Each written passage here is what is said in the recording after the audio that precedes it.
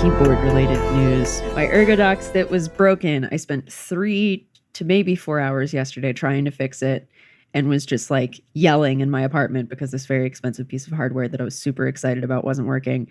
And on my like last ditch try of like, fuck it, I'll use this other cord, whatever, it worked. And I literally just like hollered, stood up, my chair went rolling backwards. And so now it works and I've been typing on it today. Nice. Specifically, like, what were you doing to it? You get the PCB, you attach the switches to the PCB, you put the case together, then you have to program the board, and it goes through this process where you have to flash the board, which is getting everything that you programmed onto it so it'll actually type. And so the deal was it's a USB-A to USB-A, attaching the two halves, and then USB-C to USB-A into the computer. I was flashing it. Only the right half, which is the one that's directly attached to the computer, was flashing. The other one was not. And then I was like, okay, so this is a cord problem. I got to get another USB-A. Did that. Then it started causing power surges in all my USB ports. And for some reason, it just stopped recognizing it at all. Every time was a power surge warning. And I was like, oh, fuck, did I ruin this? Like, did I fry it? Yeah, I was going to say, does that fry your computer? Turns out, no, you just reset it. But it was happening so much. And I was like, did I seriously fuck up this entire thing? And then finally, I don't even know what the combination of things that I did that fixed it was, but I've been typing on it, last night and today, and my usual typing speed is around like 105, 110 words per minute. Solid. Right now it's 20. It's a big change, but it's fun. I feel very cyber, very hacker, very gamer. Yeah, well, you've made a keyboard. I mean, not your first, but... No, this is the first one that I actually, I assembled a macro pad. Wow, congratulations. Thank you. Yeah, someday I'll get around to doing the legit, actually building a keyboard where you wire everything and it's a big pain, but I feel like that's a rite of passage that I must eventually do rather than just hot swaps where you're just shoving switches in. How micro can you get with the keyboard? Like 2 keys, 1 key. I have almost bought like a 2-key one because it's just cute. What would those 2 keys be? Arrows? You could do arrows. You could have like media control things on it. Like maybe you just have copy on one and paste on the other. That's part of the fun of like programming a keyboard. I'm not talking about using computer 1 and 0. And then the computer will just understand. Of course. I actually was just watching a video today of a guy who like puts together really weird keyboards. And one of the ones was like a binary keyboard that you have to flip all the switches to get the exact combination. Well, I don't understand what that means. Neither do I. Binary keyboard. I have to look at that. That's interesting. When I was, 10, I was obsessed with non-decimal, non-base 10 counting systems. Did you ever go through such a phase, Layton? Take a wild guess. I'm going to say no. Yeah, that would be correct. So I remember I went to this, it was like an honors program thing. It was like 9 or 10. It was like a math class and there was some basic coding. And I remember being taught about base 12 was the first non-decimal base I ever learned. And the guy, he's like, okay, at base 12, and he explains how bases work. Do you know how bases work? Oh, fuck no. Okay. So each place is the base number to whatever power. So in base 10, the first digit is the ones, right? And the next digit is the tens. And the next digit is the hundreds, which is 10 to the second power. And the next digit is 1,000, which is 10 to the third power, et cetera, et cetera, et cetera. So, all right. That slightly jogs my memory back to math classes where I was like crying in frustration because I couldn't get it. Yeah, it takes some getting used to.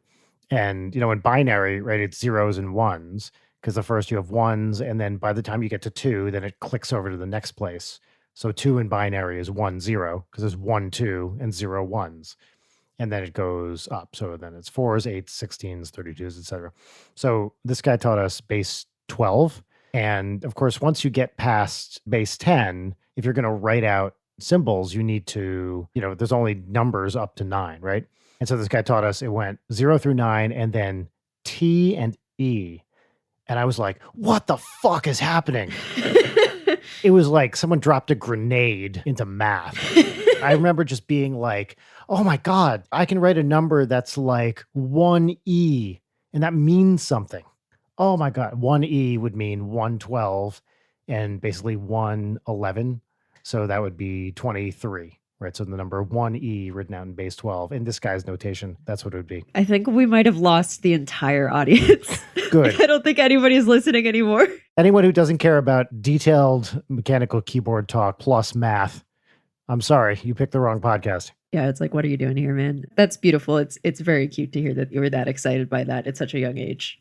Did you see the stuff about Amanda Palmer announcing her divorce from Neil Gaiman on a Patreon post? I did. And my first thought was such good news for Patreon. I think we may have a live Patreon by the time this comes up. I don't know. But yeah, I did. I saw a pixelated boat. Did you see his tweet? I've seen a lot of tweets about this today. Yeah, I mean, it's probably a joke. First of all, that guy's Twitter is great.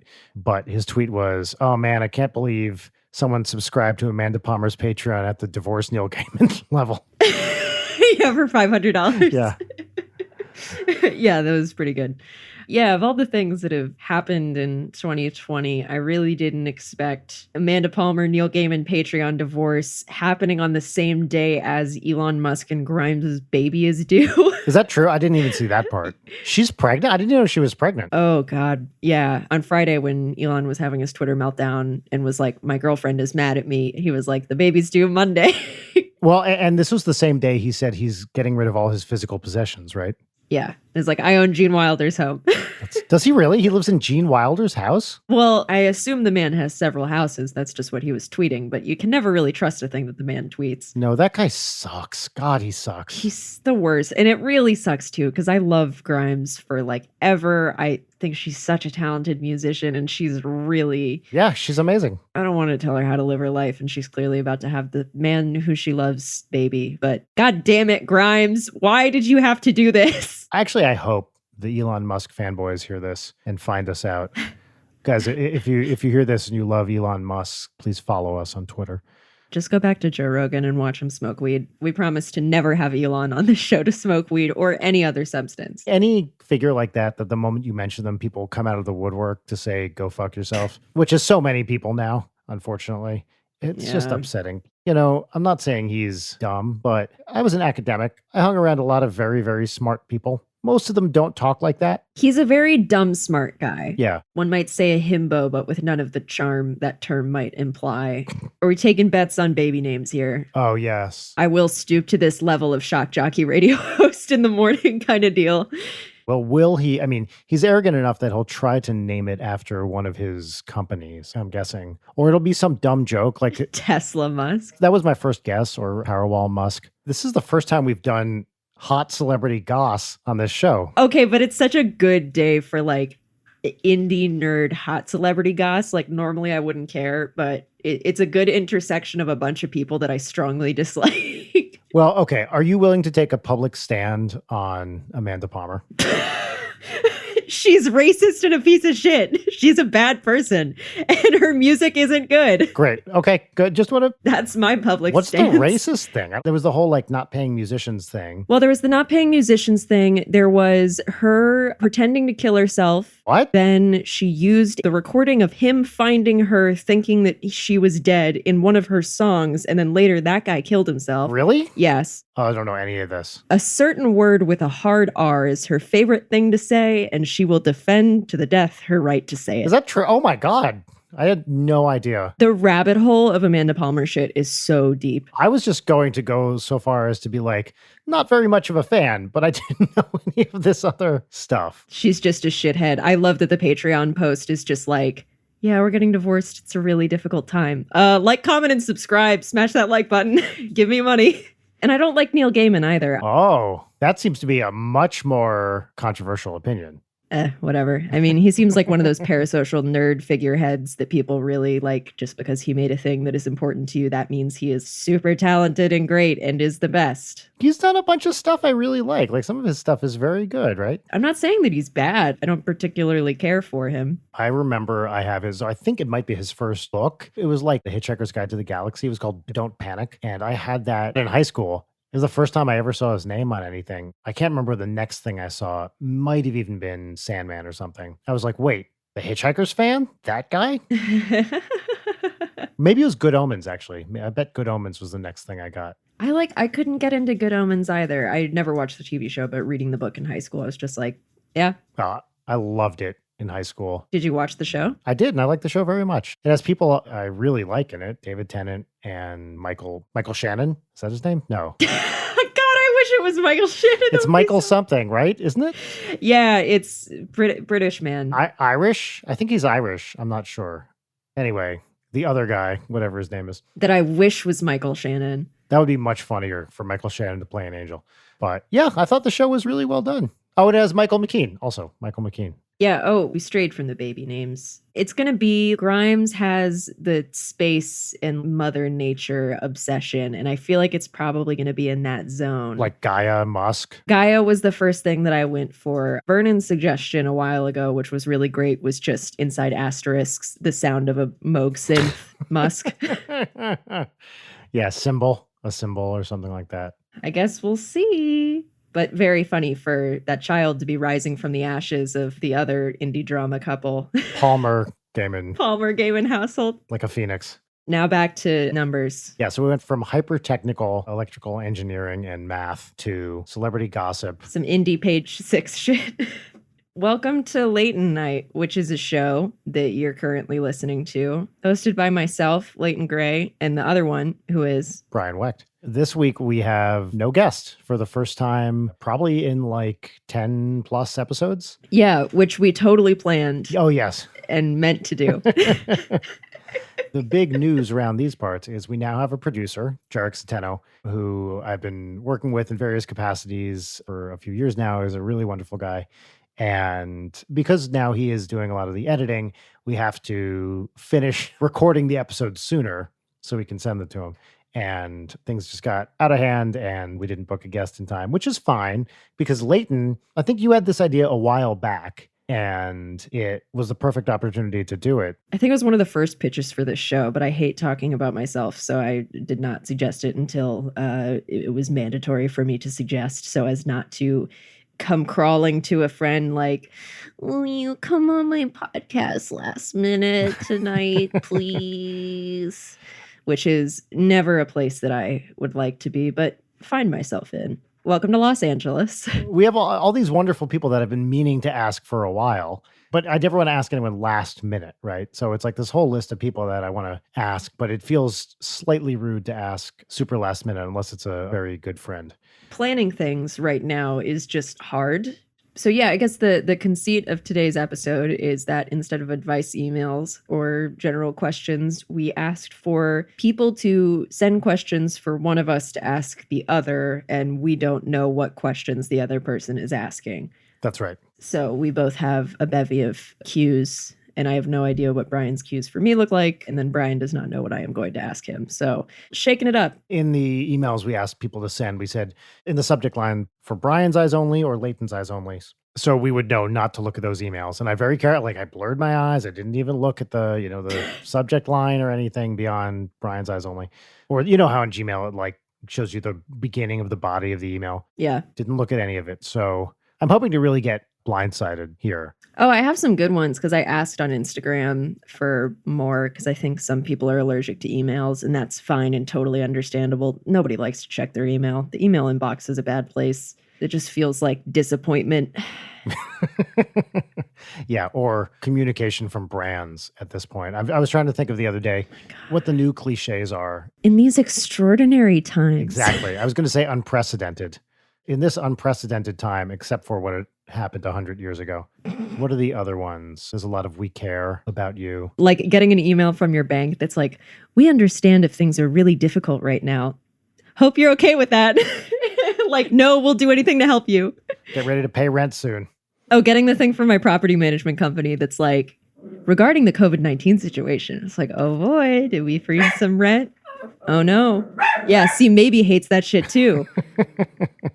For some reason, I got on the Spencer's Gifts email list, and up until I think the end of March, Spencer's Gifts emails were totally normal. There was no acknowledgement of anything happening until the very end of March or the beginning of April. And so it'd be like 1,000 more deaths in the world. And then it's like, check out these awesome new t-shirts. Check out this shirt that says titties on it. Yeah, exactly. I want to ask the listeners.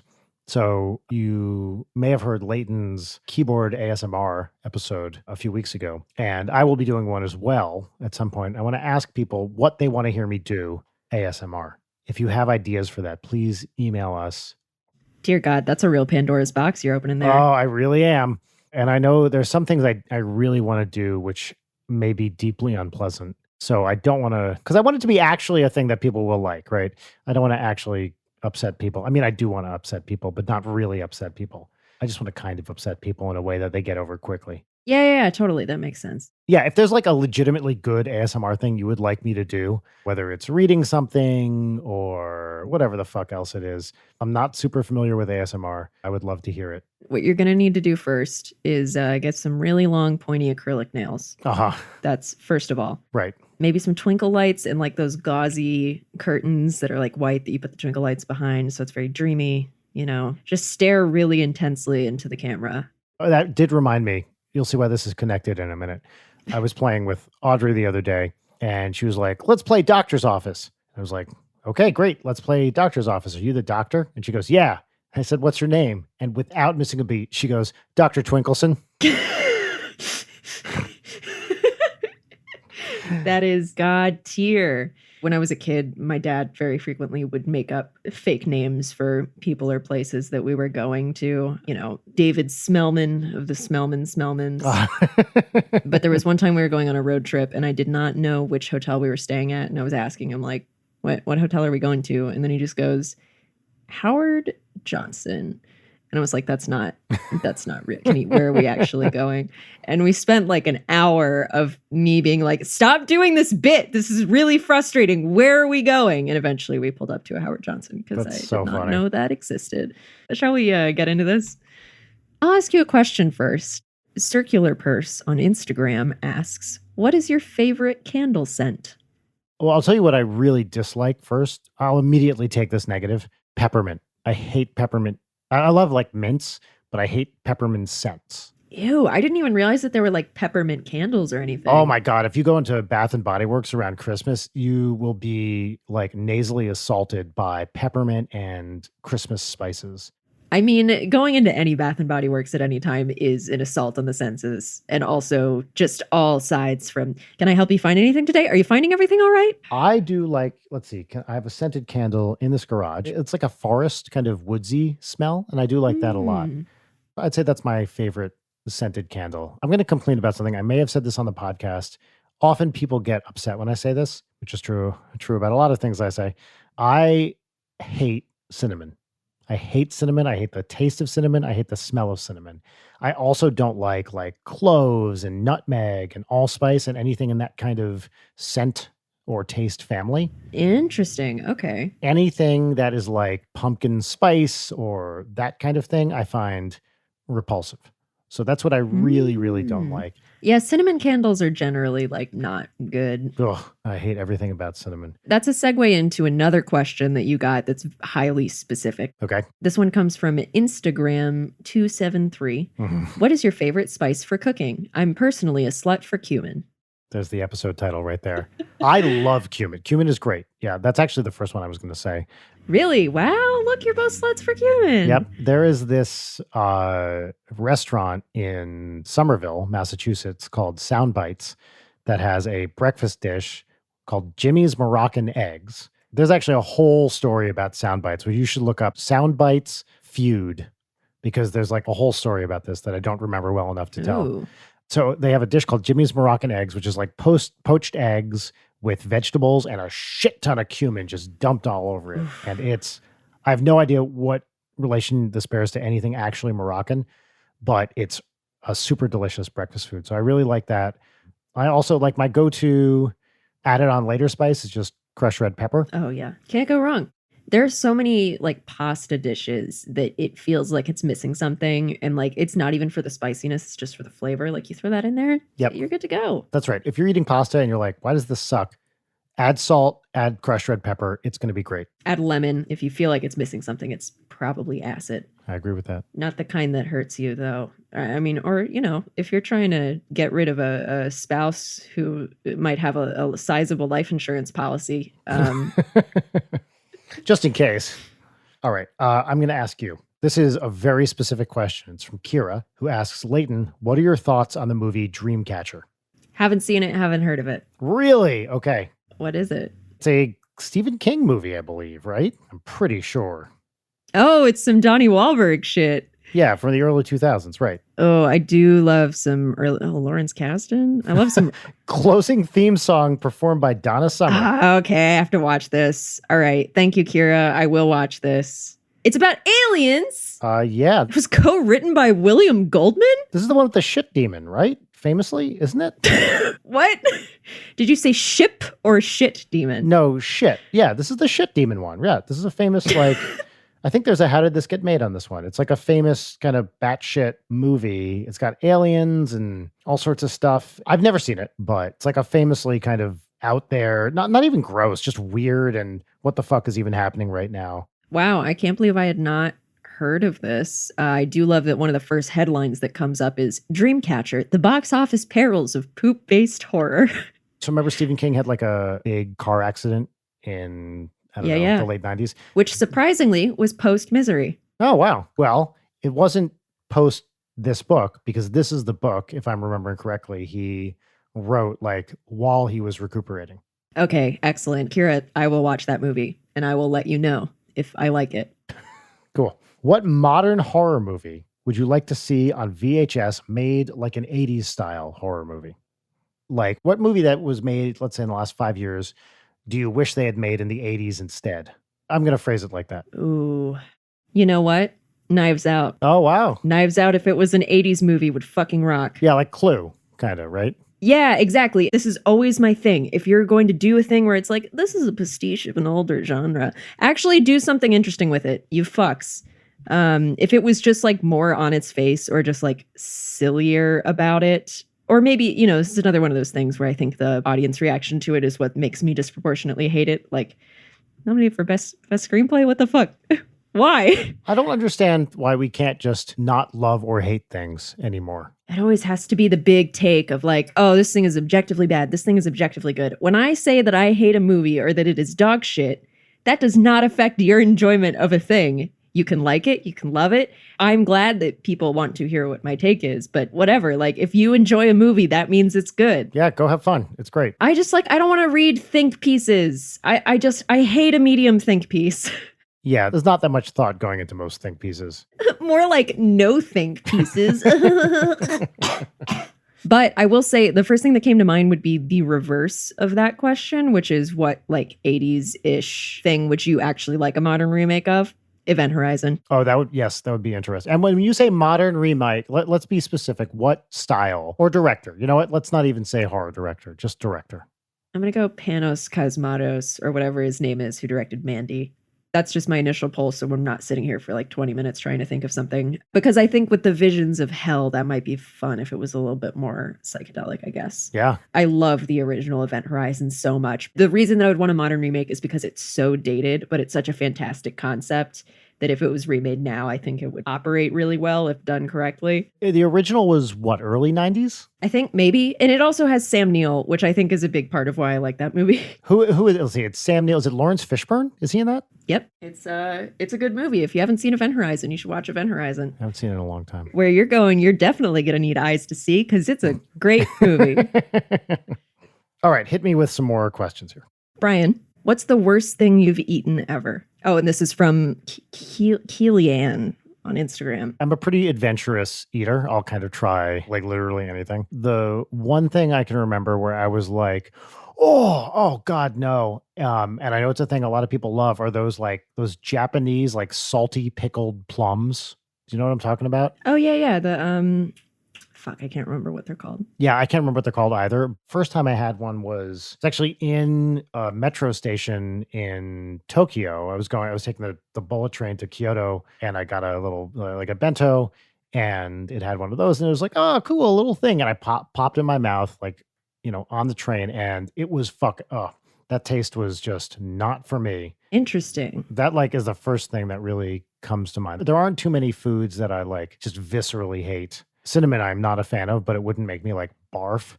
This thing, the taste like stayed with me for a really, really long time. So you said you're an adventurous eater. What's the quote unquote weirdest thing you've eaten? I hate referring to things as like the weirdest thing because usually that comes with some sort of racist connotation. That's right. It's so like whatever, Western normative or whatever. I've never eaten anything like weird. It's just like stuff I'm not used to. So I mean, I think I Have you eaten bugs? Yeah, I ate bugs. I was in Korea and people were selling like these little bags of, I don't know what they were, silkworms maybe. And, whatever, like most things, it's just like there's a reason people eat it. It's probably pretty good. Yeah. And it's mostly like the seasoning that's on it. Like I shockingly really like crickets. Crickets are great. They can be great. They can be great is the way to put it. I found this video the other day of a guy who reviews foods who is reviewing canned tarantula. Okay, see, I wouldn't do that. I would not eat a canned tarantula. I will share that on the Twitter because it really sparked joy for me the other day because it's the guy sitting there with this like very sketchy looking like regular paper labeled can that's like canned tarantula. He opens it up. First of all, it's tarantula in water. And so it's just like he pours out the disgusting tarantula juice. And then it's just like this super curled up little black tarantula. And he just fucking goes for it. I mean, he eats the legs first and he's like, I actually really like these. It's like a mushroomy, kind of crunchy kind of deal. He eats the head. He loves it. And then he gets to the little bulb of the body and eats the whole thing in one go. And it's just like, no, I do not like that. It's like pus. Oh, really gross. Which was totally my thought watching it, where I was like, yeah, you know what? I would eat that. I would not eat that part before he got to that part. And then I was like, yep, no, I don't want spider organs. The organs of a thing, even like a quote unquote more normal thing, like a lobster or something, I'm not going to eat the green stuff inside. I know people do, not my bag. Although I've always kind of been this way. Like I love old man food. So liver, sardines, anchovies, like anchovy haters, open your heart. Yeah, they're so good. They're so good. Any sort of like umami bomb kind of food, like anchovies or olives. Like I love olives so much. It's just like fruit meat. Yeah, totally. Healthy fruit meat. And Audrey loves anchovies. We eat anchovies on pizza together. She absolutely loves them. She'll just eat them whole and pound them. Ooh, speaking of a thing that like just amps up anything you cook, like if you mash up anchovy and just put it in your pasta, so good. Maybe one of my favorite Bon Appetit recipes, Castelvetrano olives, breadcrumb, anchovy bucatini pasta. And it's like one of my favorite things to make. It's so good. You kind of roast the olives in a pan a little bit so they absorb all this like garlic olive oil. Yeah. Get the sauce with the anchovy. Oof. But you can buy anchovy paste in a tube and it like... Oh. Just put it on your toothbrush. It's the like secret ingredient to so many amazing recipes. You just squeeze a bunch in there and it automatically tastes better. Have you had head cheese or blood sausage or anything? Oh yeah, all that stuff. I like head cheese. Yeah, it's fine. I'm not gonna like go crazy for it. Blood sausage is okay, fine. Yeah, I had it in isn't it Murcia in Spain? Isn't that a blood sausage? I'm pretty sure. It's food. Yeah, it's food. There's this place in New York called Sammy's Romanian, Lower East Side-ish. It might be the Bowery or something. It's like, Eastern European Ashkenazi Jewish food. And they have cabbage stuff with brains. They have a big fucking pitcher of schmaltz, chicken fat on the table. And you can pour it into your food. It's the kind of thing where my Jewish relatives all love this place. But it was like once every 5 years because you feel so ill after you eat there. You have a great time when you're there. They have, seltzer. That you can order egg creams. And do you know what an egg cream is, Layton? Oh, yeah, of course I know what an egg cream Well, is. not everybody does. Not everyone is as cultured as you. Oh. So they have like make your own egg creams. They bring a bottle of vodka encased in a block of ice. And it's all like family style and it's the best. That sounds incredible. Sometimes there are those places where if you laid down on like a sheet of brown paper, it would turn transparent. Like you're just sitting in a Five Guys bag. Yeah, it's like you can feel your arteries hardening. I mean, any place that just gives you some fat, Ugh. like a pitcher of chicken fat, fuck yeah. Like the best steak I ever had was in Berlin. It was a filet mignon, and then they served it with a bone cut in half that was just like this roasted bone marrow that you're supposed to dip the steak in. It was so good. Oh, nice.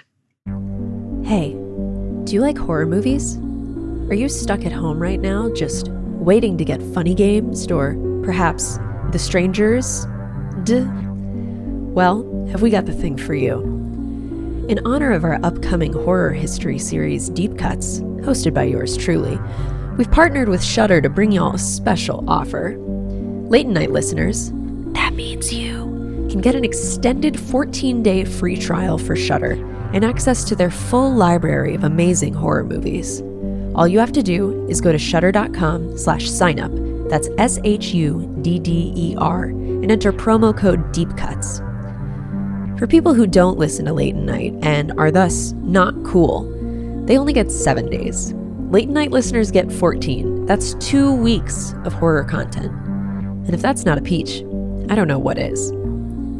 So now that you have no excuse, I am simply demanding that you watch some great horror movies, such as Audition, Ginger Snaps, In the Mouth of Madness, Tetsuo the Iron Man, The Taking of Deborah Logan, The Love Witch, Knife and Heart, Revenge, literally all of the Friday the 13th movies, Dogtooth, Noroi the Curse, The Exorcist 3, A Tale of Two Sisters, and so many more that I couldn't possibly list them all, but they're very good.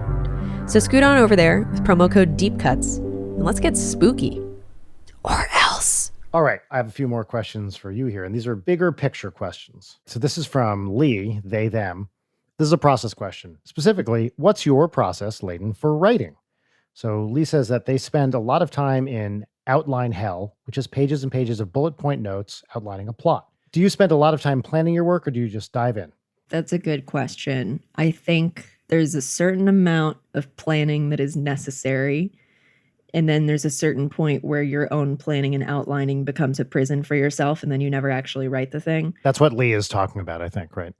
Oh God, process stuff is so difficult, especially with writing, because everybody writes so differently. It's so idiosyncratic, right? Like you just are going to do whatever works for you. Although often hearing people talk about their process is useful because you can try it.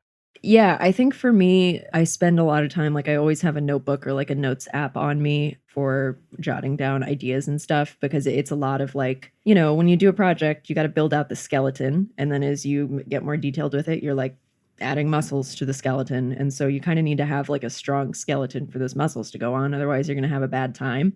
But I don't know. It's like chunking it up into individual manageable pieces so you don't have like, there are limitless options that you could do right now. Or like you're thinking about, I have to do this entire project.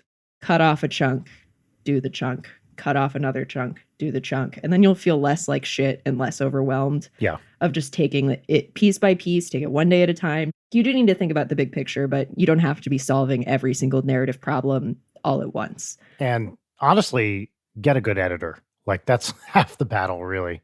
Yes. Trusting someone to kind of point you in the right direction. Something that helps me a lot is if instead of like writing stuff, I just kind of dictate as if I'm speaking to another person or actually talk to another person, because I think the mere act of just putting something into words, like it's different to write something because like you're immediately being critical about what you're putting down. Yeah. Whereas if you're just kind of like speaking and recording yourself talk, you are actually going to articulate it way better, even if you're bullshitting, or you'll just hear the stuff that doesn't sound right.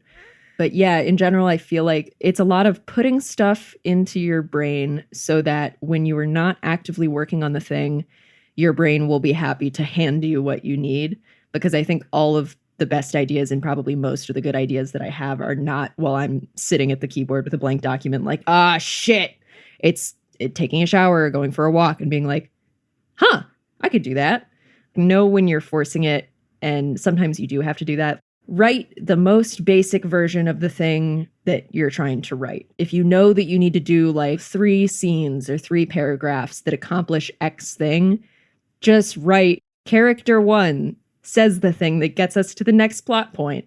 And then like once you actually have that skeleton of like, okay, this is what each of these things need to accomplish, it's going to be a lot easier for you to do it than if you had just gone in dry. I don't know if any of this is actually good advice. I think that's great advice. Yeah, for sure. All right, cool. And also like I do a lot of things where it's like if you're struggling to come up with like a certain word or a certain turn of phrase, I'll just do brackets and put in basically what I'm talking about. It was a thing that was really useful writing collaboratively on Dream Daddy, because we would get to a certain thing and I'd be like, okay, so the joke that I want to have here that I can't think of is like XYZ, and then Vernon would be like, got it immediately. It's nice to, especially if you can find somebody who like you creatively work together really well with. I think that's important. Or even if it's somebody who's just a good listener, and just be like, hey, I don't even need advice. I just kind of need somebody to talk at so I can articulate this. Like I guarantee that will at least help a little bit. And it also gets you more comfortable with sharing your work with others, which I think is a really, really big hurdle for a lot of people who are starting out. Oh, yeah. It's just a thing that you have to get over and deal with. If you want to be a creative person and do things, that's never going to go away. And if you ignore it or don't listen to people, your stuff is going to be bad. I will straight up be blunt about that. If you don't listen to what other people tell you, you don't have to listen to every piece of advice. And it's a skill to know what's bullshit and what's not. Right. But if you don't listen when talented people that you trust tell you a thing is bad or not working, you're not going to get better. That's the crucial part. Talented people that you trust. Yes, there's a difference between somebody that you asked and who you trust giving you a critique versus some rando on Twitter being like, I don't like the way that you did this. And it's like, okay, anime avatar with 3 followers, I totally trust your expertise. Yeah, I think that's awesome advice. I hope that helps. Oh, this is a nice deep one. This one comes from Bear Nash _ Where does this fixation of cum and butt come from? I don't have any such fixation. Excellent. I'm just going to leave it there. Do I write jokes about it on the NSP Twitter occasionally? Yes, I do. Does that equal a fixation? Nope. I love a kind of serious answer to this. God, it's almost like people do bits on the internet. But it is something I think about. Okay, I can actually kind of spin this into a semi-in-depth discussion. So, I write all the NSP Twitter stuff, and that is an account that has a voice that I've established over its, 10-ish year history. It varies. Like, the voice has changed over the years. I look at early tweets, and I'm like, I wouldn't write that now because it doesn't sound like NSP Twitter. We try with NSP to be, obviously, we're making a lot of sex jokes, but we never want to be gross. And butts generally are not gross. Cum generally is gross. And if you're going to make a cum joke for that account, it has to be silly enough that it's like funny. Yeah, that's not like explicit. I watched a TikTok of somebody pouring liquid egg whites into a cup and then dumping a lot of salt in it. And the caption was like, when you miss your man during quarantine. Oh, yeah. Not on brand for NSP. No, not. And we never want to be pornographic, generally speaking. There's exceptions to every rule because it's comedy. Generally, the word cum, when I use it in NSP, is as part of this terrible catchphrase that I developed. Y'all want to do any cums, which I like because it's bad. It's one of those things where I was like, this would be a truly awful meme. I just thought it was funny. It was one of those things that the phrasing just came to me. We were on tour. I remember walking in the bus one day and just being like, hey guys, check this out. Y'all want to do any cums? Right? Yeah. I thought it was a really funny thing. Imagining it read in that voice immediately makes it so much funnier. In my mind, it's like one of those high-pitched Southern male voices. And it became like a thing on the tour bus, not with everybody, but with a few people. And then I was like, what would be really fun is just inserting this into memes and using the meme format wrong. So then it became another joke where I would take that and shoehorn it into some meme and make sure I did it wrong.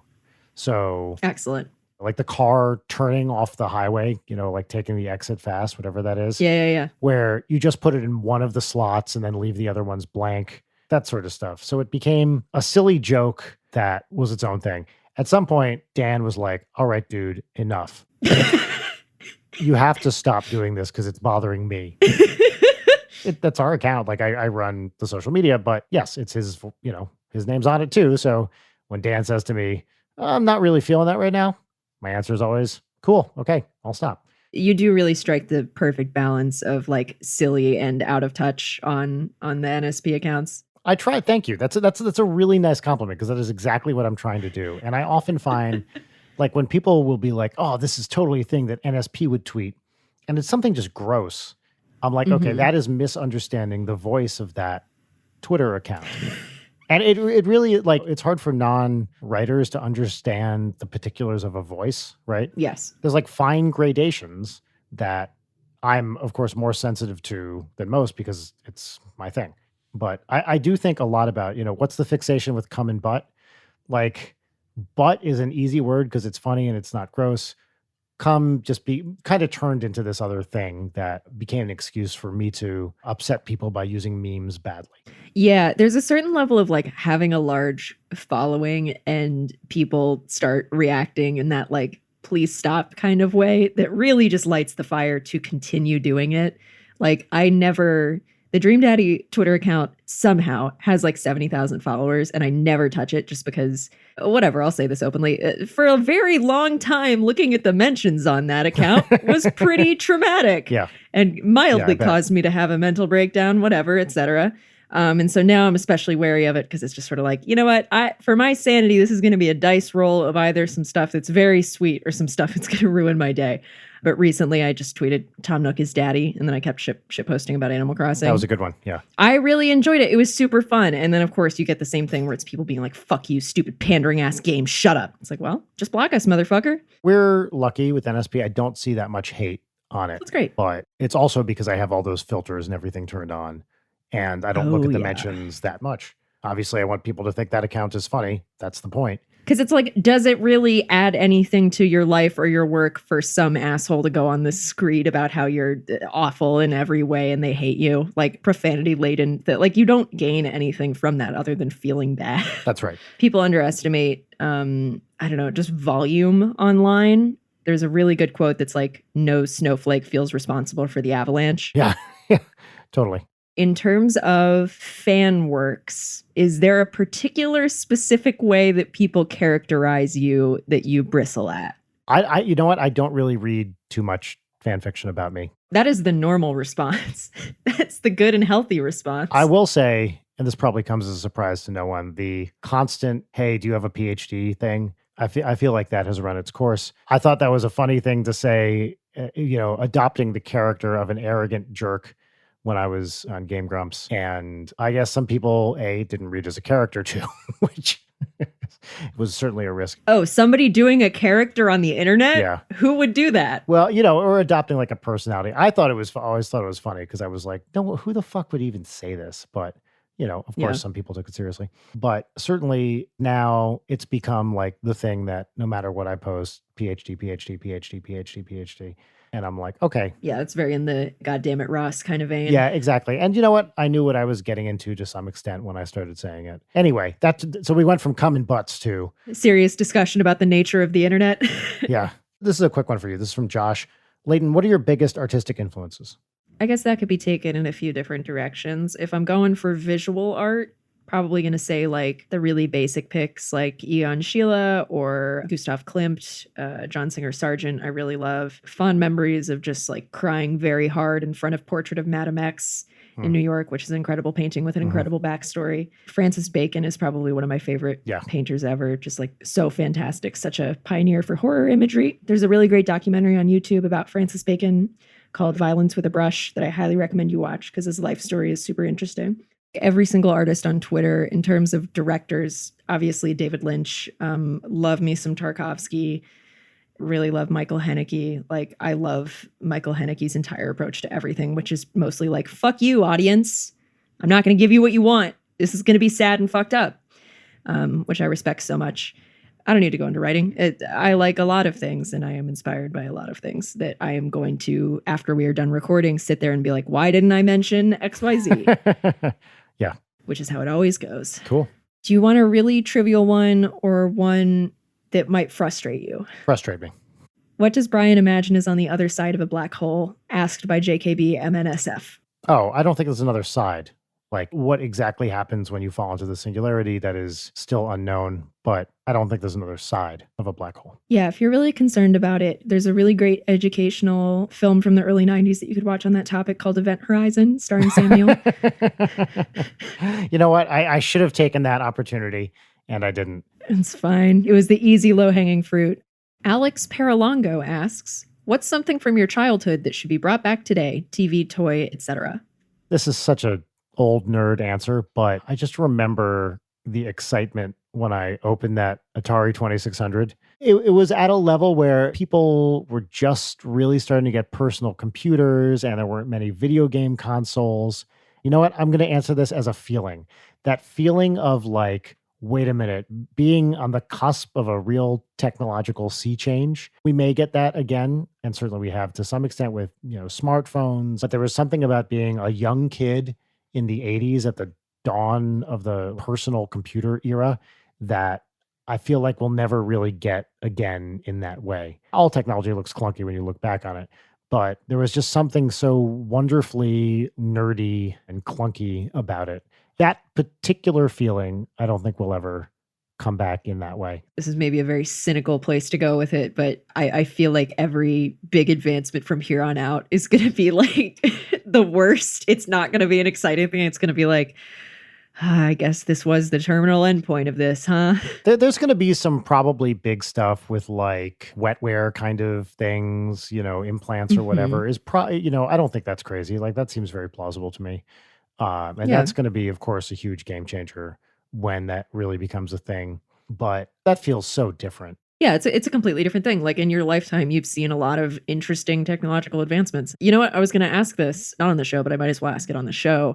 As you might notice, I keep forgetting that I'm logged into the Layton Night YouTube channel. So all the YouTube that I've been watching on my desktop is in that watch history. Oh, If you nice. ever want to roast me for it, it's Cool. very predictable. Cool. But there's going to be like 5 entries of watching different angles of the Challenger explosion. Ooh, How old were you when that happened? I was 10 or 11. It was 86. Did you watch it happen? No, but I remember people talking about it in school. I was in school and someone came running in the classroom and said, the Challenger blew up. It was a big deal because Ron McNair, who was an astronaut on that, was the cousin of my second grade teacher, who was a teacher at the school. And he had Oh, like God. come to the school to talk about being an astronaut. I don't know if he was the first black astronaut, but he was certainly one of the very few. I think he might have been the first. I don't quite remember. And he like came to the school and he was my second grade teacher's cousin and it was like a big deal. And then he died in the Challenger explosion, which was just a horrible thing anyway. But also Yeah. that there was this guy that we had. Seen and who is related to someone you know. Yeah. That was just awful. There's like a terrible angle of the explosion where like if you listen really, really quietly, you can hear a woman in the crowd go, "My son was on there." Oh God. It was horrible. I was reading pretty extensively about it, and boy, did not need to know a lot of things that I read, but now I know them. Oh yeah, when you really dig into it, it was like worse than you think. It's way worse than you think. Yeah, so if you're really interested in morbid stuff that's going to ruin your day, go look it up, but otherwise do not go look it up. I watched some movie, it was called Challenger, and it was William Hurt playing Richard Feynman, focused on his role in the investigation of the Challenger disaster. Put it on record, Feynman was a total creep and did a lot of horrible things to women. So I'm not endorsing Richard Feynman as a person here, but this movie was an interesting story of this time. Layton, what's poppin'? What's poppin'? What's poppin'? Somebody tweeted at our account that we should check out this album that was made in 76, and it's all like Moog synth, and it's called Mother Earth's Plantasia.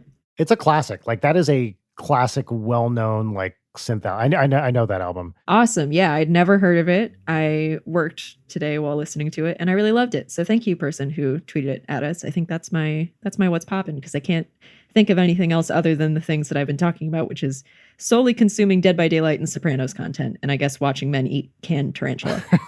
You should actually, a podcast that I really like, Bizarre Albums, did an episode on that album. Oh, really? Okay, yeah. First of all, I really recommend this podcast, Bizarre Albums. It's Tony Thaxton. It's fucking great. It's I'm not making fun of him. I'm talking about this cool, weird thing vibe, which is great. Yeah. And he has a whole episode, which is maybe about a month old. It was pretty recent on this specific album, and it's totally worth listening to. So both the album and the podcast. Yeah. Cool. Brian, what's poppin'? What's popping for me is the 1986 Prince album Parade, which is basically the soundtrack to Under the Cherry Moon. So Prince made 2 movies, Purple Rain and Under the Cherry Moon. Purple Rain was a huge hit and, is like probably one of the best pop albums of all time. And Under the Cherry Moon as a movie was a huge flop. I've never even seen it. I'm a huge Prince fan, but like it's just not supposed to be good at all. But the album that came out with the movie is fucking incredible. And it's got all sorts of interesting, fun stuff on it. But my favorite song on it, which is the song that I went to when Prince died, is called Sometimes It Snows in April. And it has, I think, my favorite chord in pop music, which is in the chorus of that song. There's a chord in there, not in the key that the song is in, and it sticks out like a sore thumb, but blends beautifully into the melody and the harmony. You can't miss it. A little musical detail on the scale, it's on the flat 2, a half step up from the tonic. So the song's an A, the chord's a B flat, and it just like sticks the fuck out. and it's beautiful. I don't know why I was coming back to it recently, just kind of listening to it.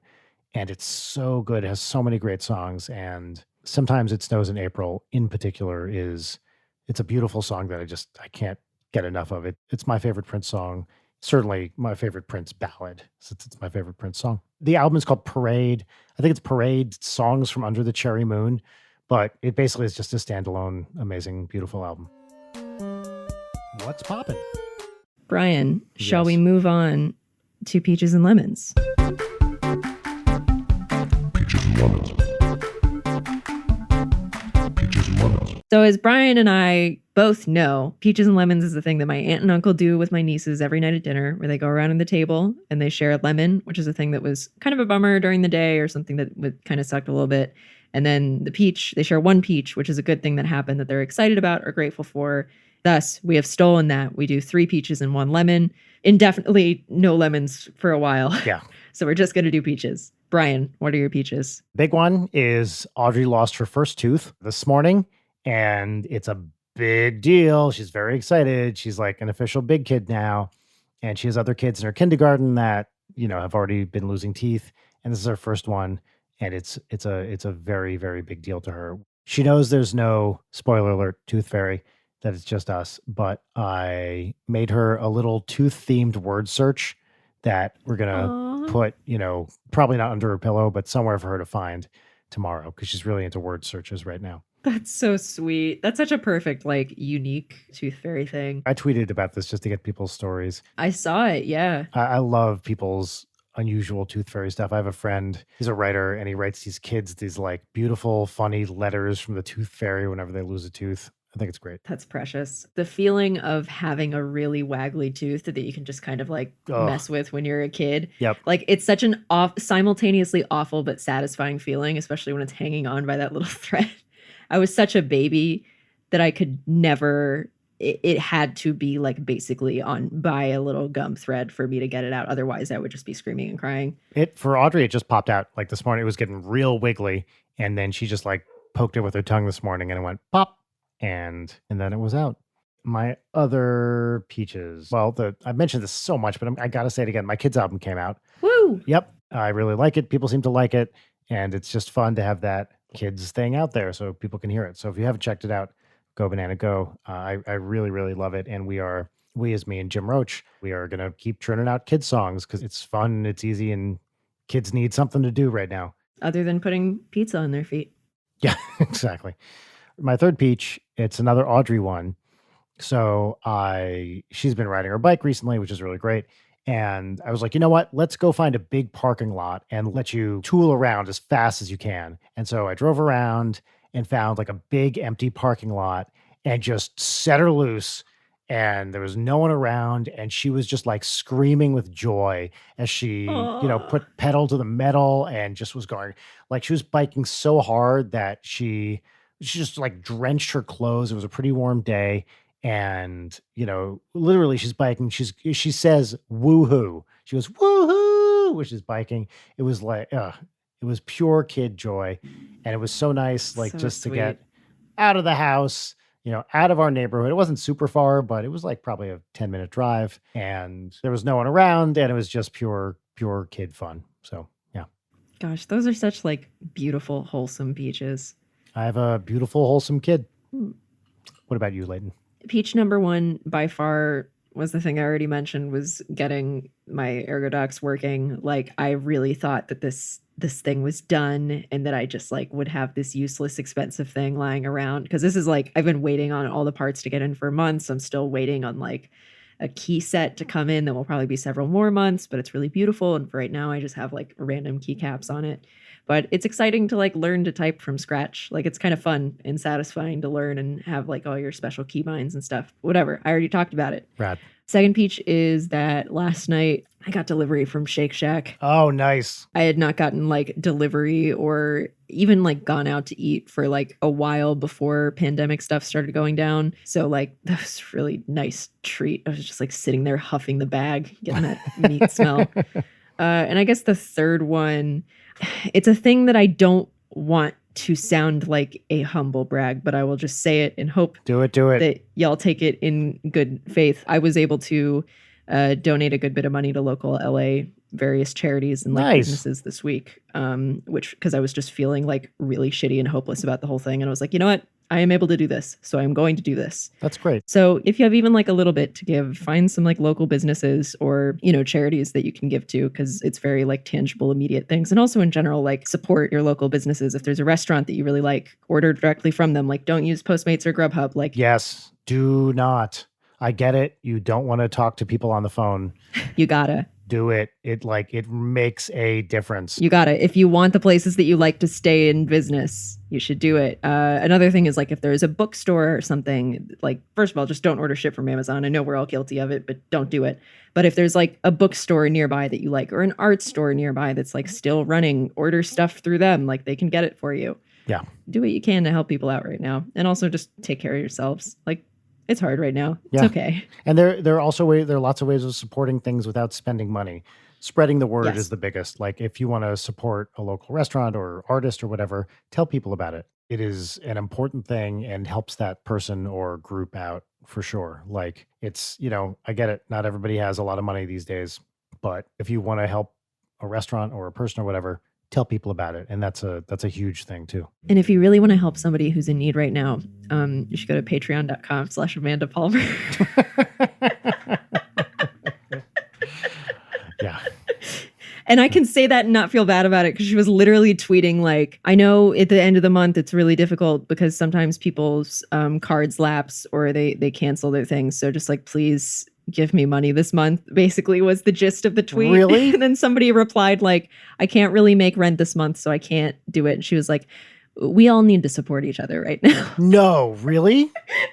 Yeah. Oh my God. That's